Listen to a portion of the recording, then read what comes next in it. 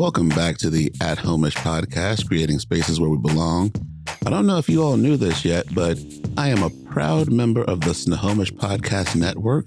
Got to put that out there because, oh my gosh, there's just great people out here in our community that are sharing different messages. And I listened to one recently. So if you're into like true crime, that was a powerful story just to learn some things that happened in this community. So check out the podcast network, check out all the people that are on there. And I'm sure you're going to learn something, experience something, and then you're going to be hooked. And just blame me, I'll take credit for it. But today I'm so excited to have a guest with me who I've known for a number of years. and I was thinking about the evolution of our relationship because we've known each other through different stages of different types of work. And so I've actually had an opportunity to be on a podcast that she hosts. So now we get to flip the tables. It's like, you're in the hot seat now. And so I'm going to pass it on over to her to let her introduce herself. Hey, Will, thank you. It's so good to be here. Hey. So I'm Renee Smith, pronouns she, her. I am from Tacoma, Washington, lifelong Washingtonian, grandma, mom, sister, podcaster, researcher, loving leader. Mm-hmm. So that's kind of the core of my identity, if you will. Maybe it all boils down to that, really, in one way or another. But I research, write, speak, and teach on making work more loving and human. More love, less fear. It's time. That is the focus for me. Yeah. That just sounds so amazing. And I really appreciate how I feel like you embodied why I let people introduce themselves. Because, I mean, don't get me wrong, I'd have hyped you up too. But oftentimes when we think about our identity, people may see us in ways that don't always reflect how we see ourselves. And so whenever I have a guest on the podcast here, it's about being at home-ish, hey, you do you introduce yourself. What do you want to highlight and in what order? And so we really get to kind of set that vibe. So love it. Thank you so much for that. Yeah. Thank you for the invitation. It's good to be here with you today. And we've known each other so long. So long. Yeah, not since quite toddlerhood, but. No, it hasn't been that long because I'm originally from Georgia and you're from Washington. So like we were on different parts of the country, but we connected almost 20 years ago. Right. Almost. Yeah. Because that was back when I was a student at University of Washington-Tacoma. Right. And I was ASB president. And I just remember seeing you around campus back then because I don't think we interacted much when I was a student. I remember seeing you and your hair was always on point and it still is. So when y'all see the pictures, you know, like, oh, yeah, there's Renee right there. And you were working in human resources then, right? I was, okay. Human resources and organization development. And like I started out lots of HR and a little bit of org development and then slowly moved that job on over to the OD side of things, which is where my passion is. So, yeah. And I think the first time that you and I really had an opportunity to interact with each other, oddly enough, it aligns with the theme of the podcast because this is when I was serving on the alumni council for UW-Tacoma. And we were really struggling to be able to see ourselves as an effective organization. And one of the things that people kept talking about was, you know, we wanted to plan these events and get people together. And you came in. So awesome. This just resonates with me to this day. You came in and you had us do this assessment. And I think you maybe even laughed a little bit, just a cute chuckle. It was good. But how here are all these people that were a part of this group and all we're talking about is planning events. But in our skills, our strengths, our interests, nobody had event planning. It was like, well, here's a bunch of people wanting to do this thing that no one really wanted to do or had interest in doing. So it was just enlightening. And so I feel like because that's what we felt we were supposed to do, we were wearing these masks and weren't being authentic. And so that feeling of being at home-ish avoided us because we weren't in our element. So I thank you for that. Oh, wow. Well, you're welcome. And it's like emblematic, right? Of how often that happens for people. We kind of get roped in or we feel pressured in or we really want to do that thing. And we find ourselves in spaces of places and like things just not working. Yeah. And to your point, can we be authentic and real about who we are and what we're here to, what we want to contribute, what matters to us, the skills that we really bring. Right. And can we make it safe, like for other people to name that, be that, bring that. So I'm glad that we connected over that experience all those years ago. And it's amazing to see you doing this work here now, helping other people feel at home-ish and bringing that out to the world.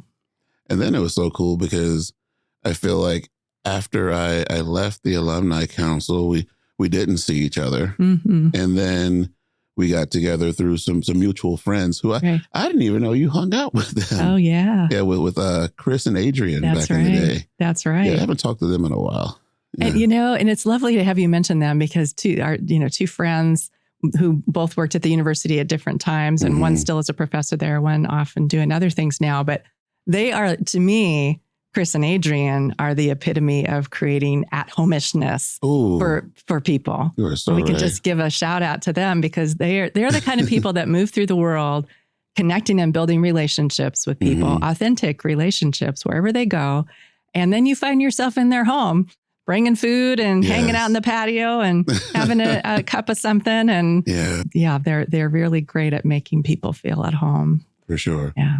I have to invite them up to the housewarming. There you go. Yeah. Good idea. Yeah. Good idea. But no, I think about that. And even when I reflect on Chris, so here's me being I don't want to say young college student because I was in college after the Army. Mm-hmm. So I was, how old then? That was 2006. So early 30s. Okay. So anyway, I remember getting ready to go to class that morning. And there was a young lady who was walking up towards the door. She had, short, dark hair and, looked like your typical college student in Tacoma. And I'm like, oh, well, let me hold the door for her because, that's what guys do. She walks away. Oh, thank you. Like, cool. And then as we keep walking, we walk into the classroom together. I'm like, oh, she's in my class. It was the teacher. I'm like, oh, I'm so glad I held the door for you. But I always have to shout out Chris whenever I am teaching specifically, because a lot of times students have hesitations on doing work because they want it to be perfect, right? Chris was the one who introduced to me the concept of shitty first drafts. And I remember when I heard that because, I always thought I wanted to be perfect in what I did. And she's like, no, it's not going to be good. You can think it's going to be good. And when you get it back, it's going to be marked up. I suggest you talk with me beforehand. I'm going to give you that opportunity to go through it to make sure that it's going to be an acceptable piece of work because it never is. And so I want you to embrace the concept of shitty first drafts. Just put something on paper and then you can look at it yourself and be like, oh, this is crap. Right. Fix it. Have someone else look at it. And then you'll have that final product after that process. But don't think it's just going to come out perfect the first time. Yeah, that's just brilliant. That sounds like vintage Chris wisdom, awesomeness. So I'm curious, how have shitty first drafts shown up in your life in other ways? Like, how have you carried that forward? Here we go, turning the tables. I told you it was going to happen. I'm ready for it. I'm ready for it. I have to admit, I do still struggle with it. And will totally go into some social type of thinking because as a Black man in America, put something shitty out there and see what happens, you know? Yeah. And I remember when I was doing my student teaching, I was talking with one of the teachers and she was like, so what do you think is most challenging about this? And I feel it's most challenging that I feel I always have to be perfect because with some of the racialized ideology in this country, if not in the world, people will look at you and say, oh, you don't deserve to be here because of the color of your skin. And you could make a mistake that anybody else would make, but now they'll only attribute it to that aspect of your identity. Right. Yeah. And so while I would teach that to my students, just shared it here in the podcast, I do still feel that I carry a large burden of feeling like I have to be perfect in so many spaces. Yeah. I hear that. Thank you for naming that. Yeah. what it makes me think about is how important it is to have your people, right? Oh, for sure. Thank you for being one of them. Yeah, I'm happy to be one of them. As a solopreneur now who has a team of affiliates and all in the work, Right. there are, what I'm relating to that you've described is that there are so many times when I have the shitty first draft and there's nobody handy at the moment, to get it to, right? Yeah. And that sort of ebbs and flows. But there are times when it's like that, when you're just like doing the work and like, okay, I'm going to put it out here. And boy, I would have really liked, though, to have someone to bounce it off of or to, give me the edits and the feedback. And as you're, thinking about what you've just named, which is like so true and so frustrating, right? The importance of having people that you can turn to. Yeah, have that trusting relationship to get the feedback that you know. So important. Yeah. And that's one of the pillars of leadership that I work to put forward when I say inclusive leadership, that confident vulnerability where we know, one, that we don't know everything, and we have people who we can talk to and get the support we need. Because I'll even go back to just over 2 years ago. I didn't know anything about podcasting.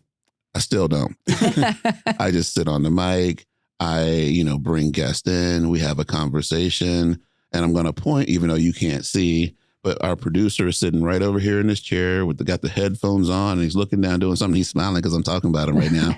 But I remember when Brandy Hecker, who has her podcast also, Soul Filler Diaries, when she introduced me to Trent, who produces her podcast, I was like, for real, like there's somebody out there that can do all the stuff. They'll do the recording, the editing, and I don't even know all the steps, but the publishing, all the ings, that's what he does, And if it was just up to me, it'd be just sitting somewhere still, Right. I know.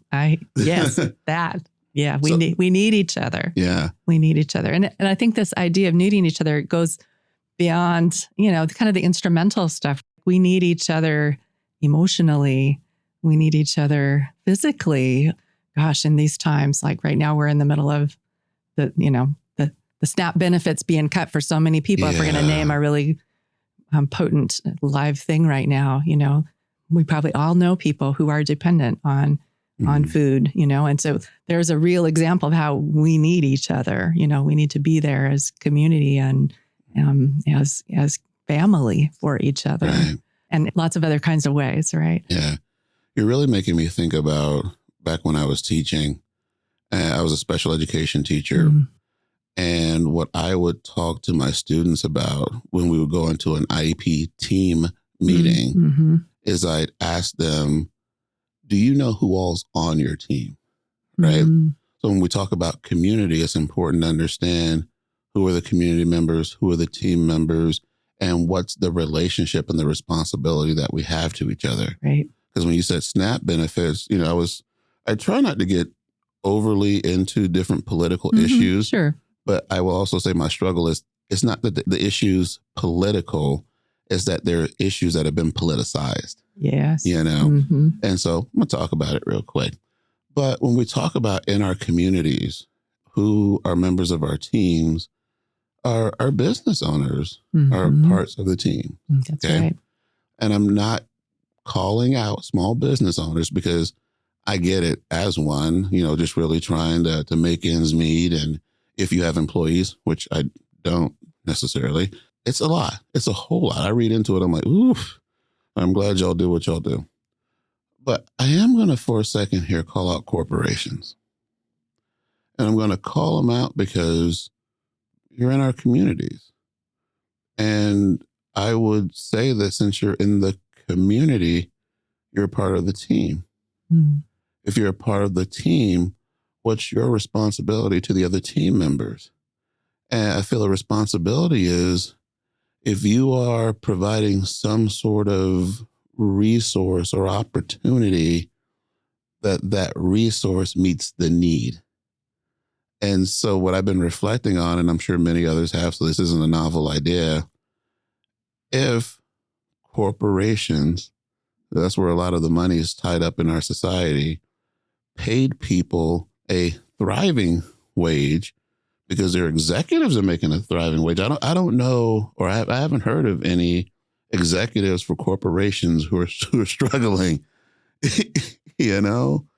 And so if you're part of the team, be a team player. Yeah. Yeah. So, yeah. You said that well. thank you. You know, where my mind is going, I'm thinking about some work that I did with our colleague, Stephen. Oh, okay. Yeah. Yeah.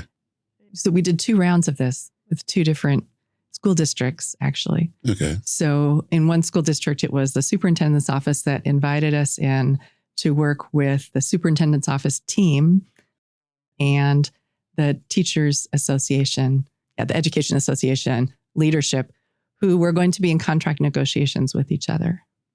And they had a history of harming each other, essentially, doing harm to each other emotionally and otherwise. And he just didn't want that to happen again. And so the strategy was to build relationship. Yes. Right? To build relationship between those people who were going to be at the negotiating table in all the ways that they needed to be appropriately, negotiating hard around all the issues, but that they would do that from a place of having relationship with each other. Right. So we did that with one school district, and they negotiated their contract in advance of the school year ending, wrapped it up, got the contract, no strike, no hard, all good feelings, and on into the new year. Yeah. Another school district heard about it, and the same parties came together. We did that with a second school district, relationship building. And so I'm just thinking about the gap in the scenario that you just named, the gap in relationship, the distance between those leaders who live in some other sphere, executives that are removed from community, and what's lost when we are not in relationship. Right? Really awesome things happen. Healing happens, wisdom happens, solutions are found, problems are found, and solutions are found when people come together in respectful relationship and know each other. And I've seen it happen in some of, like I just described, some of the most adversarial kinds of relationships and the goodness that can come out of that. On behalf of, like in those cases, on behalf of students and families and communities. And I just wonder about this gap, that I think needs to be closed. But you know what I think is interesting? I feel like it ties back into our conversation about shitty first drafts and the burden I tend to wear of perfectionism. Because I think in any corporation, you're going to have your regional directors or managers or supervisors or who's actually at the facility, right? And I guess it really goes into how we communicate with each other and lay out expectations.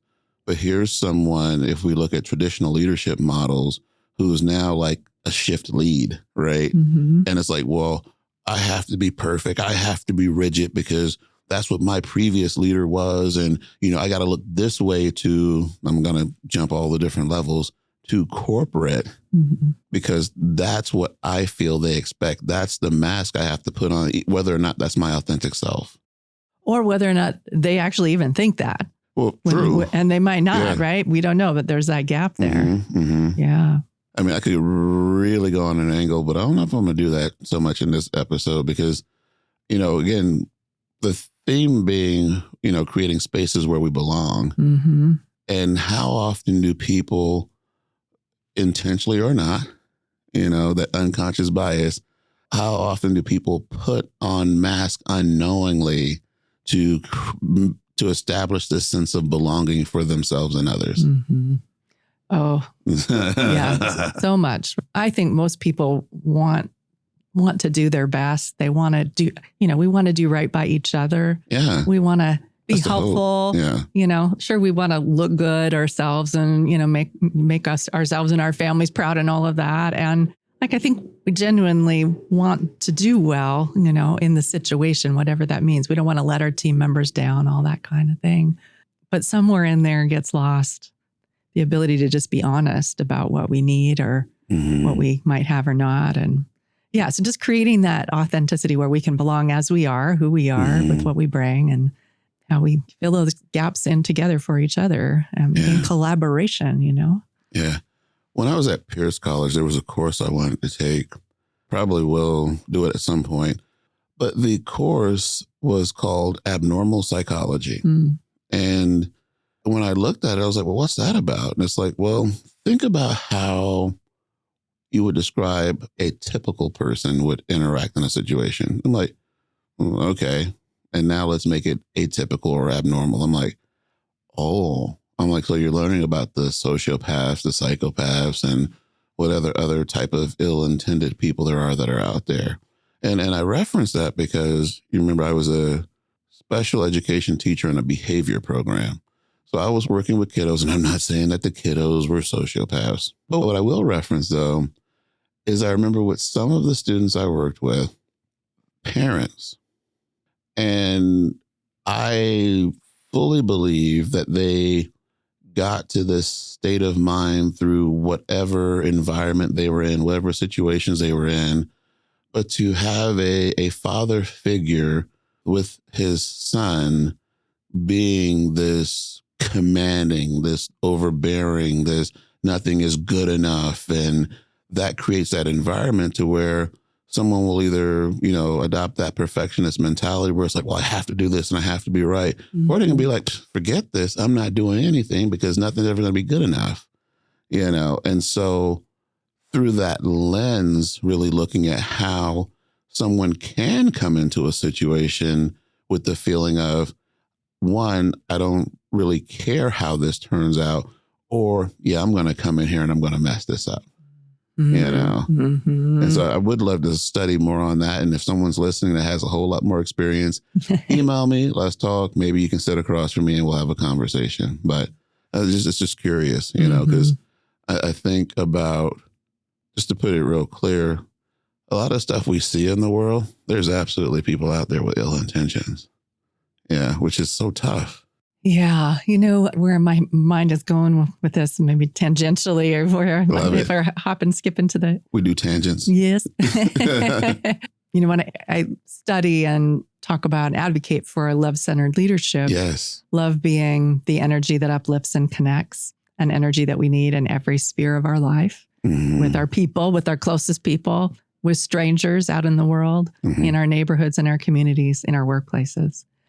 So when I was reflecting on having you on as a guest, the theme of love-centered leadership just kept resonating over and over in my mind. Could you explain a little bit about what that is? Sure.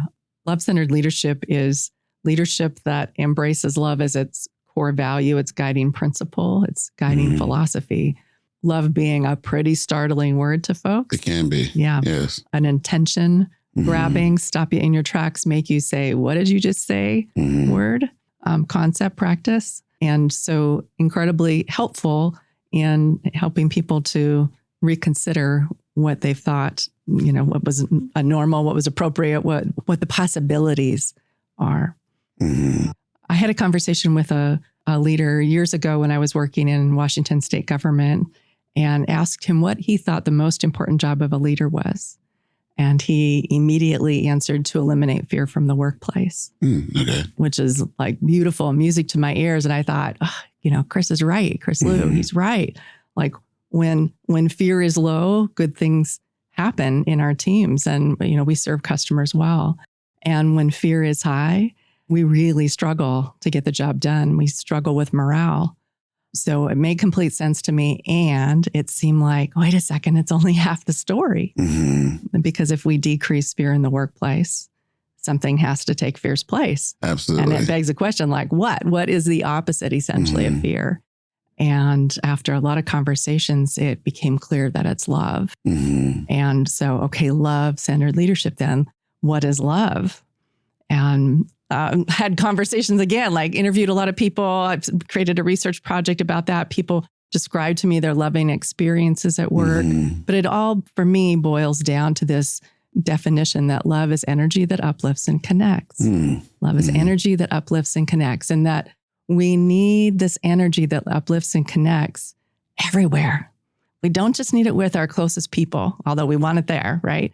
We want that. We want to be uplifted and connected by our family, our spouse, if we have them, a partner, by our children, by our closest family of choice, our closest friends. That all makes sense. Yes, we know what uplift and connection looks like with those folks.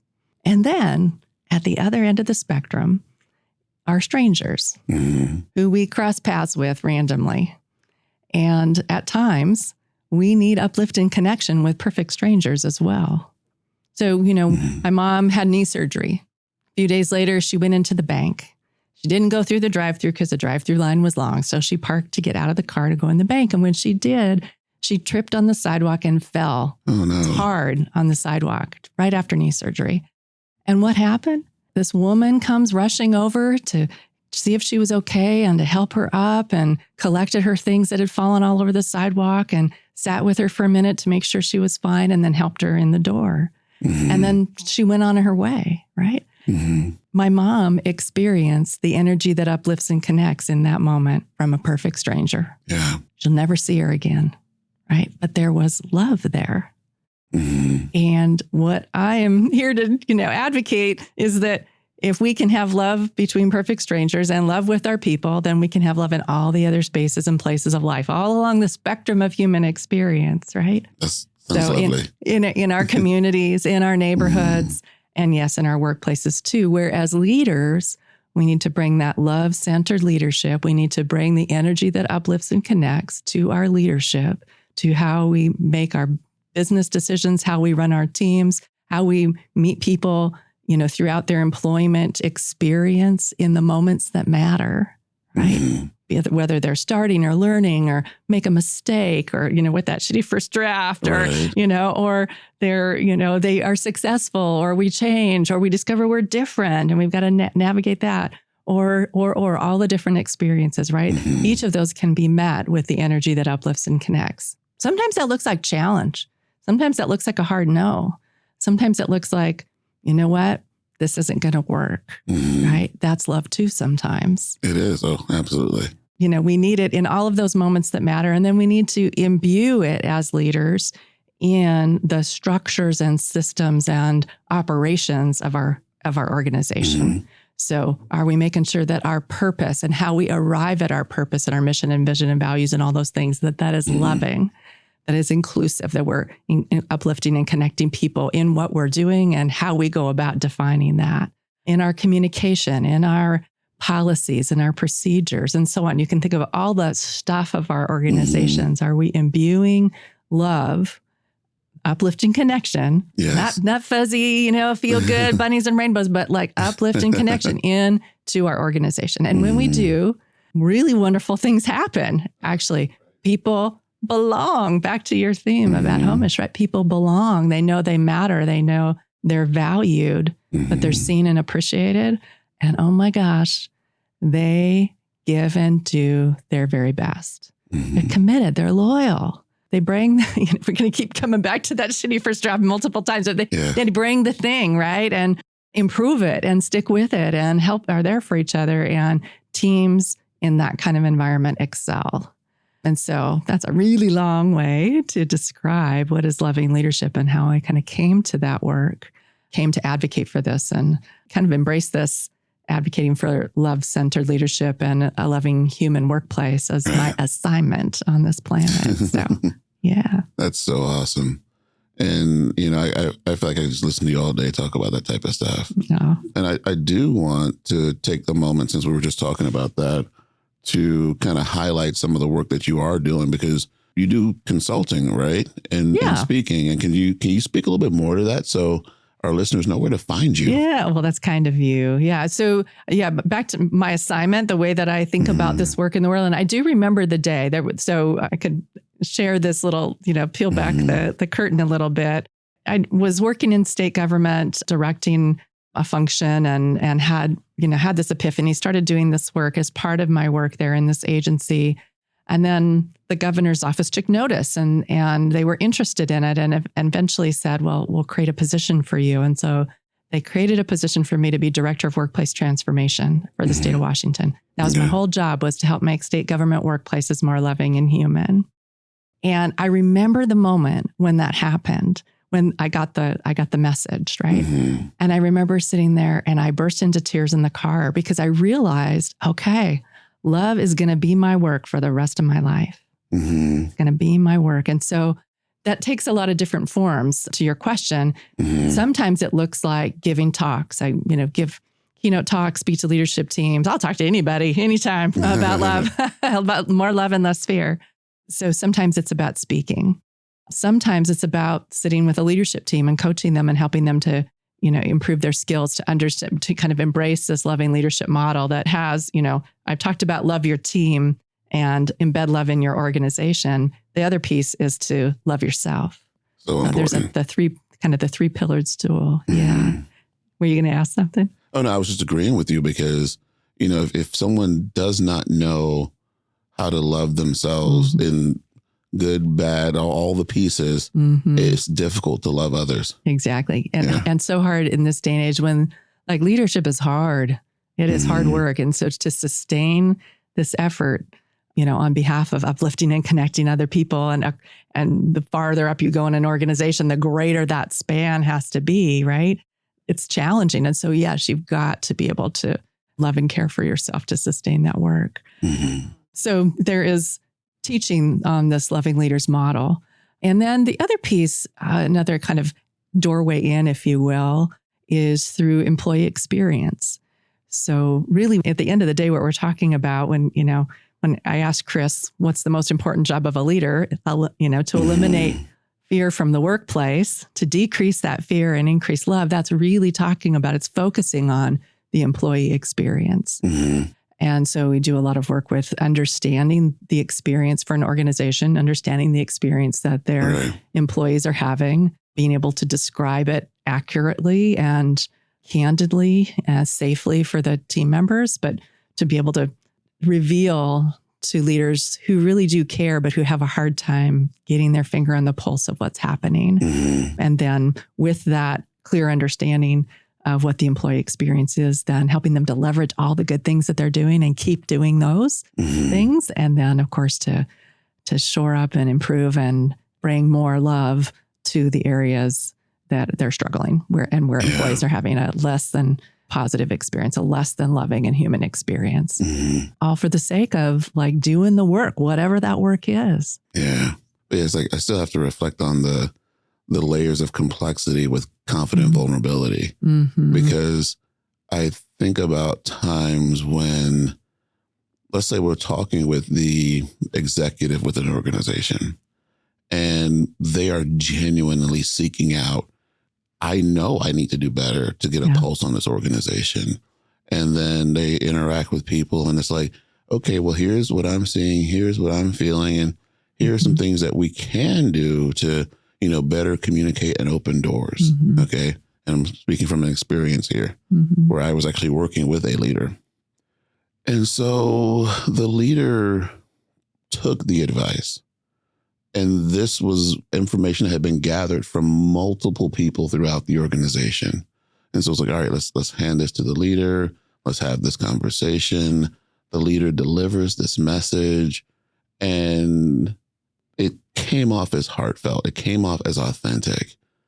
But then people walked out of the room and they had negative comments oh, well, that's not real. I don't believe that. And it's so what happens when a leader is vulnerable, right? And based on whether it's past experiences or personal belief with that individual or with other people, that it's still not received and people carry on in a way where they're not sharing their authentic voices. They're not wanting to be a part of the process, a part of the team, even if the leader is wanting to lead with love. Yeah. It's such a good question. And it really takes, number one, the leader having coaching and support and being shored up perhaps by peers as they make the hard journey back from unbelievability, back from mistrust to proving themselves, right? I mean, there is a process if that's been lost and now the lights have gone on and they're wanting to claim new territory and get into a new space. They can't expect that that's all going to happen just from one declaration, right? And I don't know. I know that you weren't meaning that. Yeah. But there has to be the courage and the staying power to see it through, to keep living into that. And I mean, the longer it's gone on, the longer that undermining or, leading with threat and fear or whatever the nuance is of ineffective and undermining leadership has been, there's got to be the bringing it on back and continuing to demonstrate and continuing and continuing. That's hard on someone whose heart has sincerely shifted. But so need a support team to help you to stay with it. But you got to stay with it. Right. And I think even with the support team with that individual, how do you think it would look? Or if this is something maybe you've done, does a support team look for the staff or other people who may be impacted? Because one of the things I often bring up when I talk with people is that belonging is mutual. Yeah. I feel like if you and I worked somewhere, talk about a space of belonging and love and support, it's there. There'd be no question between how I've worked with you over the years and how I know you show up. And I think it's mutual that you understand that with me. But then there may be someone who's outside looking and is like, oh, I know he don't want to hear anything I got to say. And it's like, but I do. Yeah. And then when we talk about being in a racially charged society sometimes, oh, you as a white woman. Okay, if someone comes in black and brown, like, oh, well, she's not going to listen to us. She doesn't care. Yeah. So that just kind of goes back into the thought of absolutely coaching the leader, but now what support and coaching may be needed for the people who are, on the front lines. Right. On all sides. Yeah. You said it well. I think it's true. I found myself in those experiences where I walk into a situation looking like me, silver hair and, and your white hair is always on point though. Yeah. Always. Thank you, Will. And like, I know what I'm thinking. I can enter but I always have to remind myself, no one else knows. I'm just a 60-year-old white woman walking in, and how do they know, So it's on me, right? It's on me to demonstrate that, to demonstrate my values, to demonstrate the value that I have in people, to help people feel safe to the degree that I can do that for someone, that I can create an environment of safety. It's a two-way street, like stepping into that and trusting that all, obviously. But it's a dance that we all have to dance together. But I do think it is, in an organizational sense, it's on the leader to be the one who is, initially in an enduring way, making that effort to reach out, and complementing that, remembering, if I could, tell team members, if we use that term generically, team members across the board, anywhere, anytime. Oh my gosh, leaders are people too. They are just people too. They're just people too who like are scared more often than you'd realize, right? Who are trying their best and who don't always know, who often don't have anybody to turn to.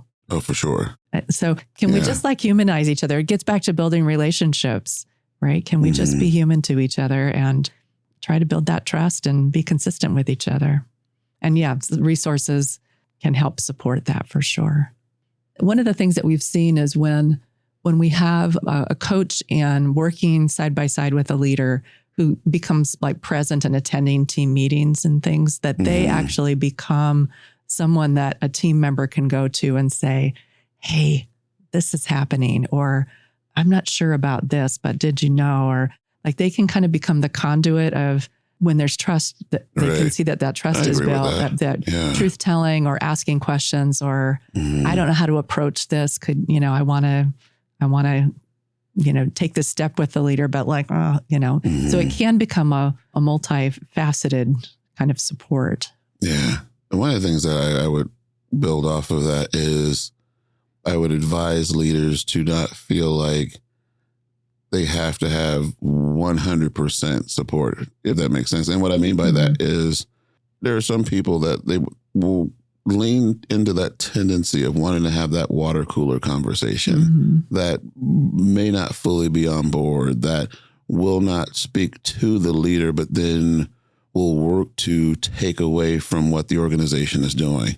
And what we see sometimes is if the leader is knowing that there are some people that aren't on board, even though this may be the right thing for the right reasons, and you have some support to move forward, don't just sit on the fence and not do anything, still do that right thing and work with these people. Don't let them sit here and sabotage whatever's going on, but then also be a strong enough leader, love them enough to let them go if it's not working, but do the thing. Mm-hmm. I feel that's one of the biggest struggles that I see, whether it's socially or within organizations, where it's like, hold up, didn't we say we was doing a thing? And it's like, well, we don't really have full support with this, but it's the right thing. Mm-hmm.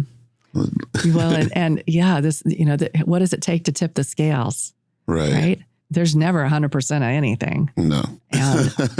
And so, yeah, we just need to tip the scales to make progress and not waiting. Yeah. I'm going to have to hold on to that nugget. Tip the scale. Tip the scale. Tip the scale. I turned 60 in July and I had this epiphany, if you will, or this like, wait a second, looking around, like I've been at this work for a decade. It was when I turned 50 in 2015, had this aha about fear and love. And that's when I launched this work. And here I am a decade later. We got a lot of work to do, more work it seems than ever. Yeah. And so I kind of renewed my vows. Okay. I renewed my vows to love and to advocating for love in the world. So the way that I would put it is that my new goal is to help tip the planet from fear to love by 2035. Okay. So by the time I'm 70, people, we've got work to do. All right. Yeah, that we need to join in tipping the planet. So people can contact me about that. We have some effort out around that. So. Yeah. But truly, this planet needs some tipping. Mm-hmm. Oh, absolutely. And we can all be part of that. We don't have to wait for somebody else to do that. We do that every day. We do that. We can do that even more. So. And see, I have to say, this is just one of the reasons I love you. Just one of the reasons.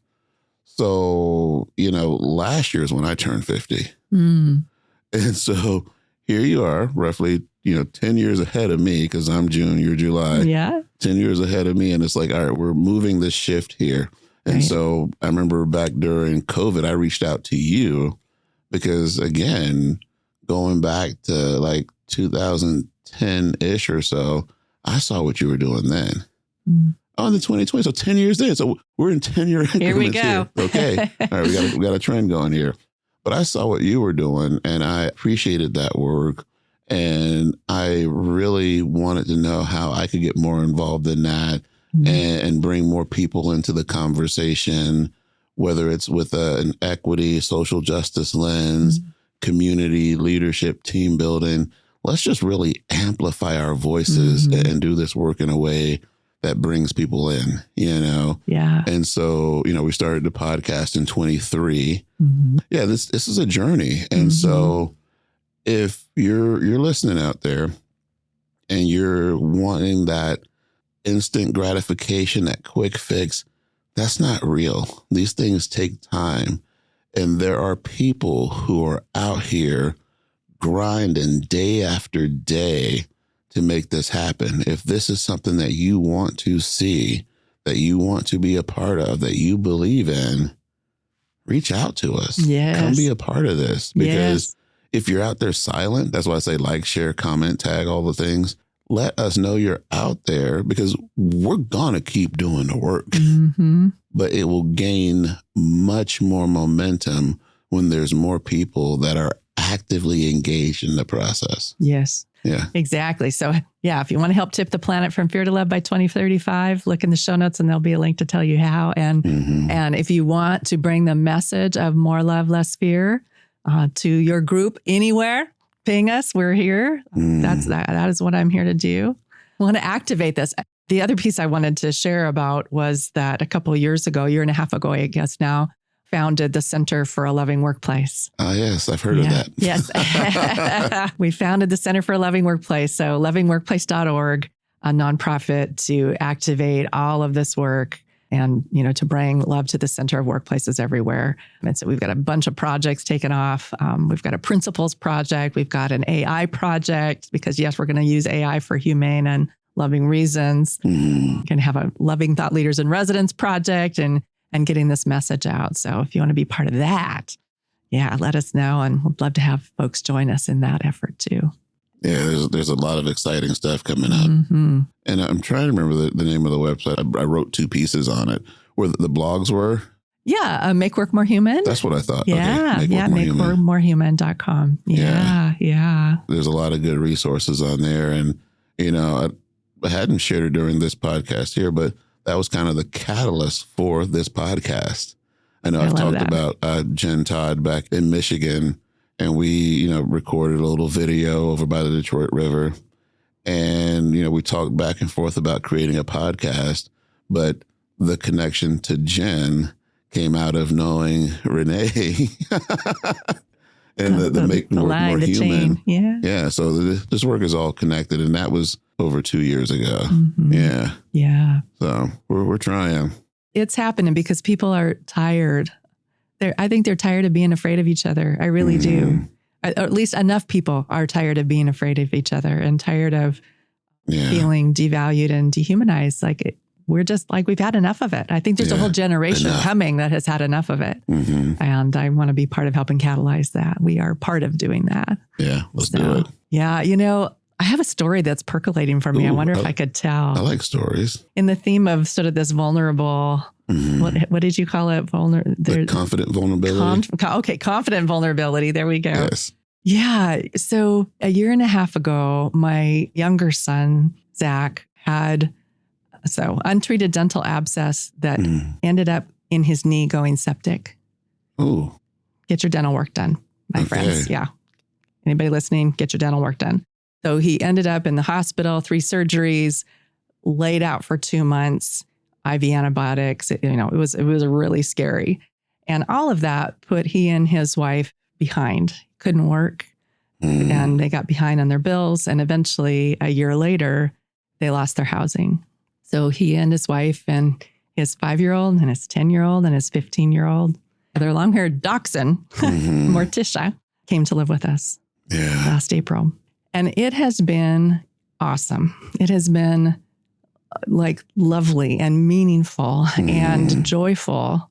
I think it's, created the space for them to have room to heal and to get caught up and to become a family again and to not be constantly frantic. It's created room for us to have mentoring opportunities with them and, and just connection with the grandkids, and all kinds of good things have come out of that. And for us, my husband of only 2.5 years, these aren't his kids by biology, although they are by heart now. But, he's welcomed this family into our home. So that it's been amazing. And it is hard. And I say that, I want to share that in this spirit of confident vulnerability, right? Right now, one of the things that I get, and I'm pretty tender about it actually, because it's raw. Mm-hmm. Right now, our 15-year-old grandson is a 15-year-old grandson. And bless him, he is all 15, Mm-hmm. And he's also had a lot of trauma. He's had a lot of really hard things happen. Mm-hmm. And so there's this mix of things that in any given day, we're trying to help him through and trying to give him room and trying to just be patient and everything. But here's what happened last night. Jim and I were away for the weekend, and we came home and sit down to family dinner, and our grandson sits down and he won't look at anybody. He just kind of slumps at the table and looks down, and he's moody and grumpy and, monosyllabic, answers. And it's just can't look at us, can't see, can't connect. Mm-hmm. And my brain, as a healthy, functioning adult, can, observe this situation and think, oh, wow, this is, he's all the things that I just described, right? Mm-hmm. And it really impacted me too, right? Because when you're at a table in your home, being homish with your family, right? You think that you should be able to just everything should feel pretty cool and fine and good and we're connected. But he couldn't, right? Couldn't. And there's this alchemy and all of that, or this mix of that. And so I was noticing, okay, wow, this is really activating. Because a few minutes later, he gets asked the right question and then he's fine. And then he's engaging, right? Ask him about something that he's interested in. And suddenly he's... Oh yeah, I've seen that. And so it's not all... there's some stuff there, right? If I'm to be honest. And it's activating. But mostly it's I'm sitting at my table and like, I want to have dinner and you don't see me. You're not like open to my question or, engaging. And I'm feeling in my body how bad that feels. And it just reminds me, Will, that it's the same at work, right? We can be sitting at the meeting and, we're around the table and all the people and, you're fine. And here we are and we're all ready to go. But somebody comes in and they're not making eye contact and they're giving monosyllabic answers and something's going on and you don't know what, and it impacts us, right? Or we walk down the hall and our boss doesn't they don't acknowledge us. They don't say our name or they don't ask, we're like invisible. Yeah. It impacts us. Totally. Because we need relationship and connection. We need to know we're safe with each other. And gosh, if I, as like the grandparent adult in my own home, can feel that embodied visceral experience with my grandson, who's like got all the 15-year-old excuses and all the, stuff going on. If I can feel that with him and got to be like working my stuff, with him, then how much more when we're, with each other in all these other spaces of our lives where we need to be working that together, we need to be aware that it matters if I look at you. It matters if I ask how you're doing. It matters if when I ask, you ask back, right? Like all of those little things matter because they tell us, oh, okay, cool. We're safe. We're at home-ish. Yeah. So that's alive. It's really alive for me right now. And like, I'm working on my own stuff and, we all trying to live in grace and kindness and all that, but also trying to draw the lessons from it. Yeah. Because that is human. Right. Yeah. I was reading something a while back. I think it was, I don't want to say the book wrong, even though I highly recommend the book, The 4 Pivots. And I want to say there was a section in there where he was talking about, nope, sorry, it wasn't The 4 Pivots. It was someone else. But anyway, 4 Pivots by Sean Regenerate. That's a great book. But I'm trying to remember the name of the other book and I'll have to look it up later. Maybe we'll put it in the notes. But the book, it was talking about when people share stories and how oftentimes when people share a story that it's not the time for someone else to share another story because it's like someone may be sharing and they're letting something off their heart.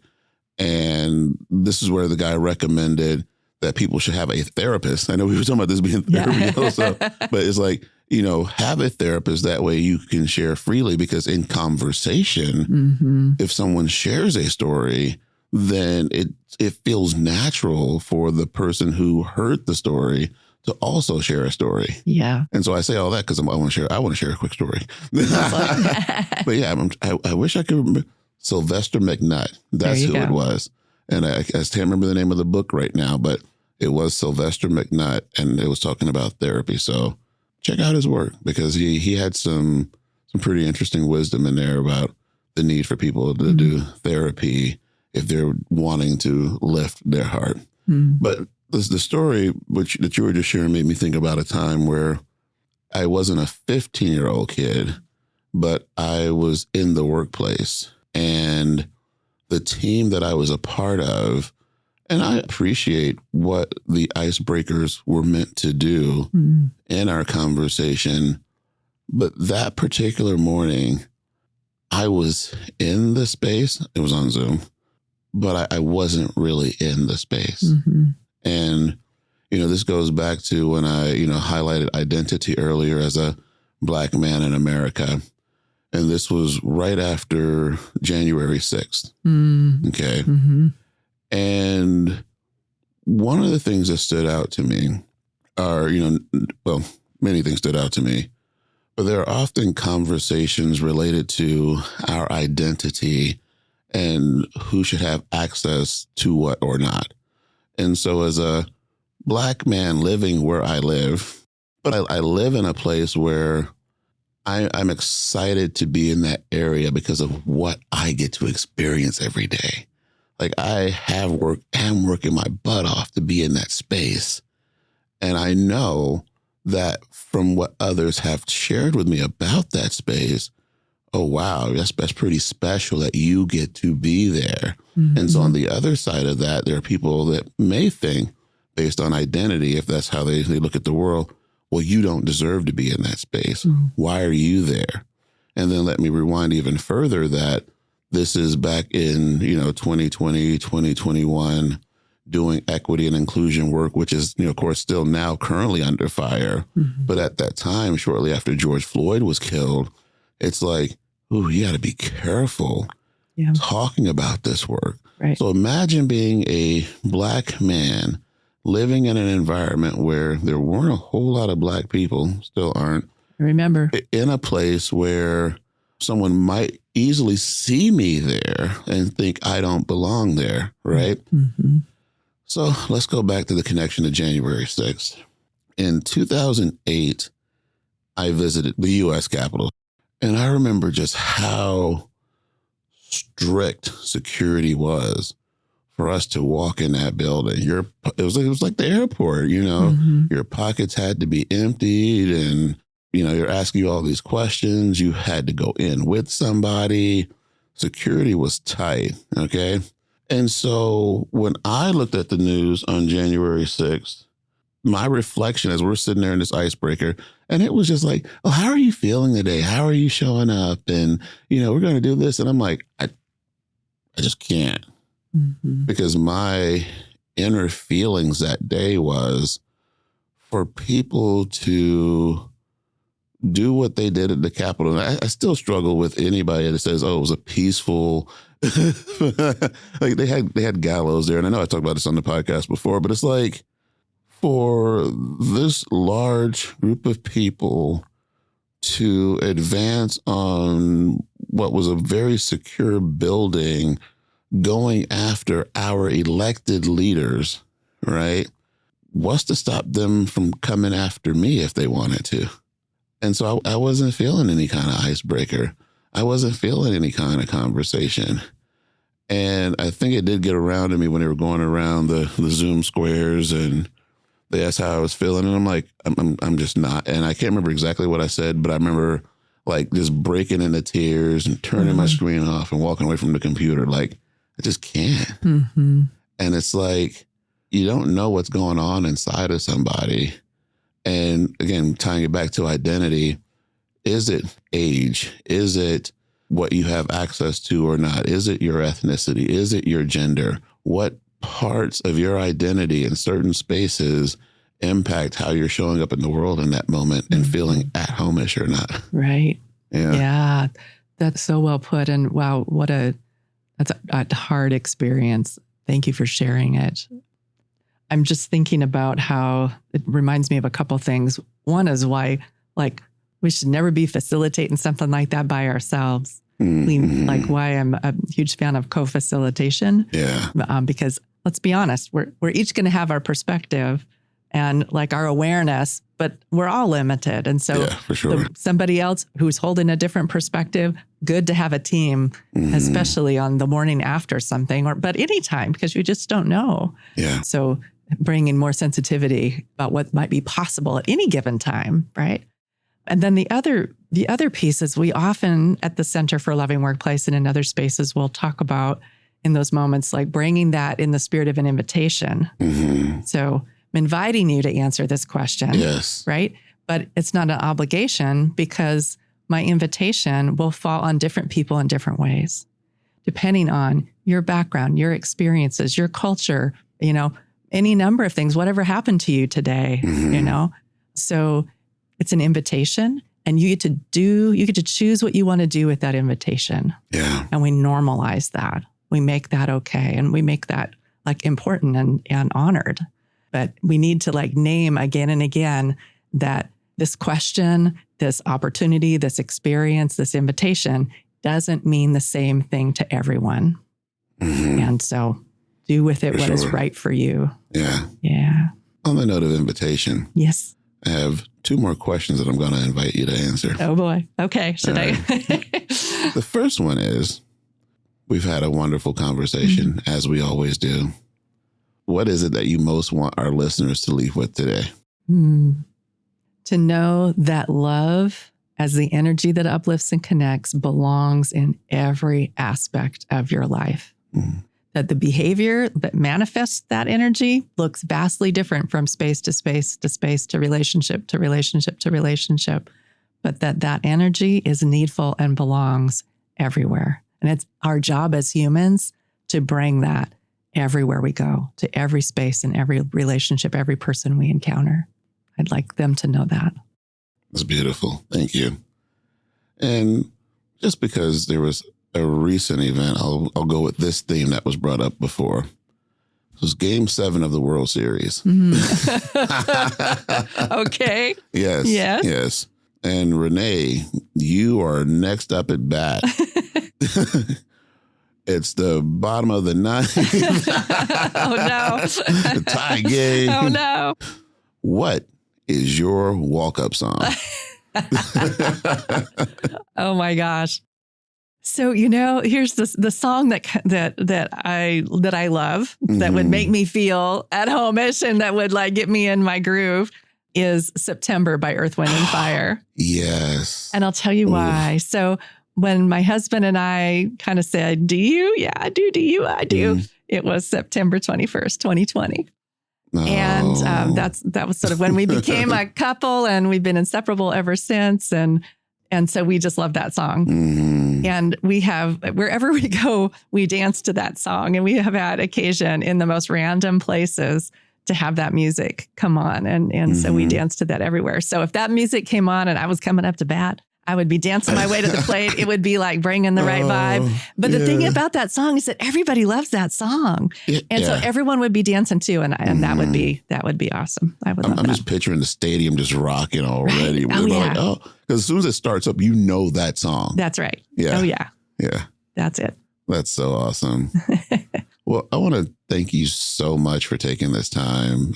I know we talk frequently outside of this, and we're going to talk more after this, but this time here to sit down and share this message with our listeners is just greatly appreciated. Well, thank you for the opportunity as ever. It's just a joy to talk with you. I'm glad for your partnership in this work in the world, each from our own different places and spaces. And yeah, it's an honor to be your friend. And thank you. Right back at you.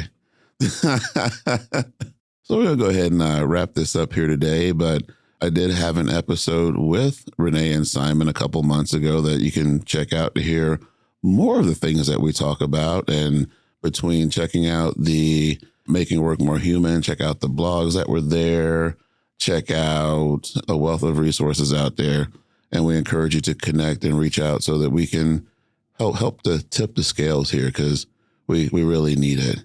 I do want to share at this time that we still have merch that's available at the Snohomish Apothecary.